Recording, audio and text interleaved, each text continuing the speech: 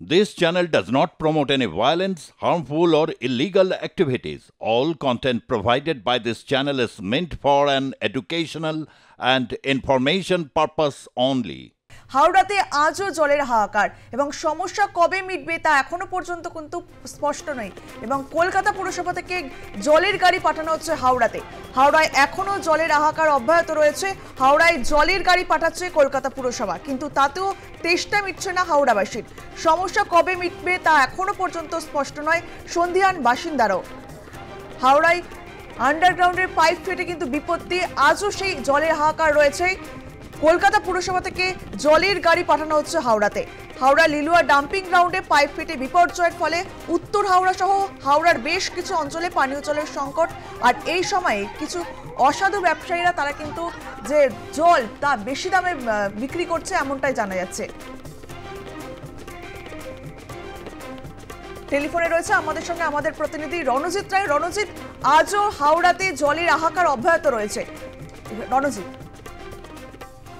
দেখো, এখনো পর্যন্ত যে জলের সমস্যা রয়েছে সেটা কিন্তু অব্যাহত রয়েছে এবং এখনো পর্যন্ত সবচেয়ে বড় বিষয় যেটা হচ্ছে হাওড়া পুরসভা একদিকে যেমন জল সমস্যা রয়েছে, অপরদিকে কিন্তু একেবারে যে বড় সমস্যা হচ্ছে লিলুয়া ডাম্পিং গ্রাউন্ডে যে বিপর্যয় ঘটেছে সেই বিপর্যয় কিভাবে মোকাবিলা করা যাবে এবং সেক্ষেত্রে যে ডাম্পিং গ্রাউন্ড এলাকায় বিপর্যয় হয়েছে সেক্ষেত্রে প্রশাসনের ব্যর্থতা এবং পরিকল্পনার অভাবকেই দায়ী করছেন পশ্চিমবঙ্গ বিজ্ঞান মঞ্চের সদস্যরা।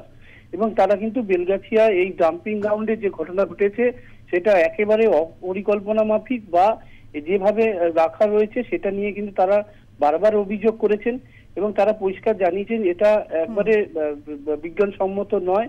সেক্ষেত্রে এই বড়সড় দুর্ঘটনা ঘটেছে এবং সেক্ষেত্রে তারা যেটা জানিয়েছেন দুপুর 1টা নাগাদ তারা কিন্তু আসবেন এই ডাম্পিং গ্রাউন্ডে এবং যারা ভূবিজ্ঞানী রয়েছেন তারাও আসবেন সেখানে এবং তারপরে তারা পরিদর্শন করবেন বেলগাছিয়া ভাগাড় এবং ডাম্পিং গ্রাউন্ড এবং তারপরে তারা সিদ্ধান্ত নেবেন যে কিভাবে এই ধরনের ঘটনা যার পার্শ্বচাপের ফলে একটা রাস্তা এবং অন্য রাস্তার উপরে উঠে যাওয়া এবং পার্শ্ববর্তী যে বাড়িঘর দুয়ার সেগুলো ভেঙে যাওয়া এবং সেখান থেকে মিথেন গ্যাস বের হচ্ছে কিনা বা সেগুলো সেদিকে ফলো করা হচ্ছে কারণ হচ্ছে কিনা সেদিকেও কিন্তু বিশেষভাবে নজর দেওয়া হবে।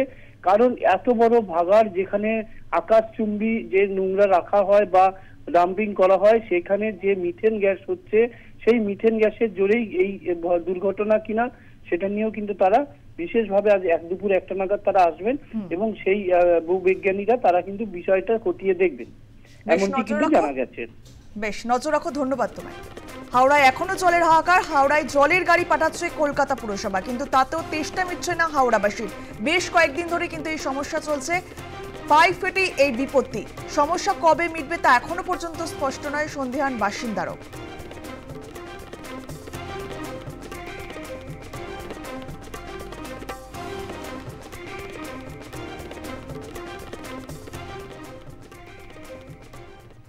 হাওড়ায় চড়া মূল্যে বিক্রি হচ্ছে জল। 40 থেকে 50 টাকায় যে জলের দাম তা বিক্রি হচ্ছে 200 থেকে 300 টাকায়। এমনটাই জানা যাচ্ছে যে পানীয় জলের সংকটে ফায়দা তুলছে চোরা কারবারিরা। 40 থেকে 50 টাকার জল বিক্রি হচ্ছে 200 থেকে 300 টাকায়। হাওড়ায় চড়া মূল্যে বিক্রি হচ্ছে জল। হাওড়া লিলুয়া ডাম্পিং গ্রাউন্ডে পাইপ ফেটে বিপর্যয়ের ফলে উত্তর হাওড়া সহ হাওড়ার বেশ কিছু অঞ্চলে পানীয় জলের সংকট। আর পানীয় জল বিক্রি নিয়ে বিস্ফোরক অভিযোগ উত্তর হাওড়ার বিধায়ক গৌতম চৌধুরীরও। 40 থেকে 50 টাকা জল বিক্রি হচ্ছে 200 থেকে 300 টাকায়। এ বিষয়ে আমরা কথা বলবো। আমাদের সঙ্গে টেলিফোনে রয়েছে আমাদের প্রতিনিধি রণজিৎ রায়। রণজিৎ, 40 থেকে 50 টাকার জল বিক্রি হচ্ছে 200 থেকে 300 টাকায়। প্রশাসন কেন কোনো ব্যবস্থা নিচ্ছে না বিষয়ে? দেখো, আজকে গত 4 দিন ধরে 3-4 দিন ধরে যে হাওড়ার ডাম্পিং গ্রাউন্ডে পানীয় জলের একটা সমস্যা এবং পাইপলাইন ফেটে যাওয়ার কারণে উত্তর হাওড়া বিস্তীর্ণ এলাকা এবং মধ্য হাওড়া এবং শিবপুরে কয়েকটি ওয়ার্ডে কিন্তু এফেক্টেড হয়েছে। সেক্ষেত্রে পানীয় জলের একটা সমস্যা হচ্ছে। তবে পাশাপাশি হাওড়া পুরসভার পক্ষ থেকে কিন্তু বেশ কয়েকটি পানীয় জলের গাড়ি যেমন কলকাতা, হাওড়া এবং তার সঙ্গে একেবারে পাশের জেলা হুগলি থেকেও কিন্তু সেই জলের গাড়ি নিয়ে আসা হচ্ছে এবং প্রতিদিনই কিন্তু একদিকে যেমন কলকাতা অন্যদিকে হুগলি থেকে কিন্তু জল নিয়ে এসে সেখানে কিন্তু বিভিন্ন ওয়ার্ডে কিন্তু জল দেওয়া হচ্ছে। তা সত্ত্বেও কিন্তু কিছু অসাধু ব্যবসায়ী যারা একেবারে বর্ধিষ্ঠ ফ্ল্যাটগুলো রয়েছে বা এলাকা রয়েছে সেখানে কিন্তু সেই জলের বোতল যেগুলো একেবারে 40-50 টাকা দামের জলের বোতল, সেগুলো কোথাও 200, কোথাও 250, এবং মনোপলি ব্যবসা করছে তারা। কারণ এই ঘটনায় কিন্তু যারা একেবারে বিল্ডিং এর ওপর তলায় যাদের জল পৌঁছাতে হচ্ছে, সেখানে কিন্তু যেটা 40 টাকা দামের জল বা 50 টাকার দামের জল, সেখানে 250 থেকে 300 টাকা অবধি নেওয়া হচ্ছে, এমনটা কিন্তু অভিযোগ করেছে এলাকার বাসিন্দারা। এবং সেক্ষেত্রে উত্তর হাওড়ার বিধায়ক গৌতম চৌধুরী তিনি কিন্তু একেবারে কড়া বার্তা দিয়েছেন। তার কাছে এই খবরগুলো আসার পরে তিনি কিন্তু ক্ষোভে ফেটে পড়েন এবং তিনি পাশাপাশি জানিয়েছেন যে হাওড়া প্রশাসনকেও আমরা জানিয়েছি এবং পুলিশ প্রশাসনকেও জানিয়েছি, যারা এই ধরনের অসাধু ব্যবসা করছে একেবারে পানীয় জল নিয়ে, কারণ যেখানে এই গরমের মধ্যে পানীয় জল যেখানে মানুষকে একেবারে পৌঁছে দেওয়া হচ্ছে, চেষ্টা চলছে হাওড়া পুরসভা এবং হাওড়ার বিভিন্ন মানুষ, তারা কিন্তু সেই পরিশুদ্ধ জল বিভিন্ন জায়গায় কিন্তু সেই মেশিন বসিয়ে জল পৌঁছাবার চেষ্টা করছে। সেখানে অসাধু কিছু ব্যবসায়ীরা তারা কিন্তু এই ধরনের মুনাফা কামাবার জন্য এই রকম চক্রান্ত শুরু করেছে এবং তাদের কিন্তু কোনো রকম রেয়াত করা হবে না এবং যারা এই ধরনের ঘটনা করছে তাদের জন্য কিন্তু যোগ্যতম শাস্তি কিন্তু তিনি দাবি করেছেন এবং তারা যাতে এইভাবে ঘটনা করতে না পারে বা এইভাবে জল অবাধে বিক্রি করতে না পারে, সেক্ষেত্রেও কিন্তু বিশেষভাবে নজর দেওয়ার জন্য আবেদন করেছেন হাওড়া সিটি পুলিশের কাছে। পুলিশের পক্ষ থেকে বিভিন্ন জায়গায় কিন্তু এরকম অভিযোগ যদি আসে, সেক্ষেত্রেও কিন্তু তারা কড়া ব্যবস্থা নেবেন বলে জানিয়েছেন। তবে এই জল সংকটকে নিয়ে কিন্তু দেদার মানে বেশি পয়সা অতিরিক্ত দাম চড়া করে দেদার কিন্তু হাওড়া শহরে অসাধু ব্যবসায়ীরা জলের ব্যবসা চালাচ্ছে। ধন্যবাদ রণজিৎ। অসাধু ব্যবসায়ীদের কড়া হুঁশিয়ারি দিয়েছেন হাওড়ার বিধায়ক গৌতম চৌধুরী। পুলিশ প্রশাসনকে খতিয়ে দেখার আবেদন বিধায়কের।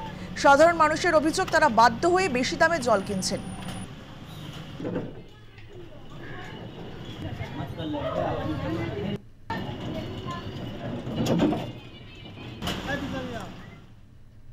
ব্রিটিশ আমলে এই পাইপ তৈরি হয়েছে, রিপেয়ারিংও করা হয় না এবং বদলও করা হয় না, যার ফলে কিন্তু এই দুর্ঘটনা, এমনটাই মন্তব্য করেছেন বিজেপি নেতা দিলীপ ঘোষ।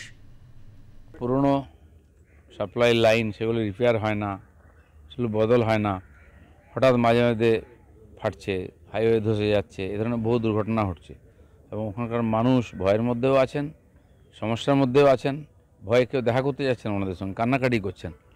এই ধরনের ঘটনা যদি যেখানে সেখানে হয়ে যায় তো মুশকিল। ব্রিটিশ আমলের লাইন এখন হয়তো অনেক জায়গায় সারাই হয়নি বা কেউ খোঁজও করে না, রিপেয়ারিং করে না, রিভিউ করার দরকার আছে। কে লক্ষ্য করছে না করছে আমি জানি না।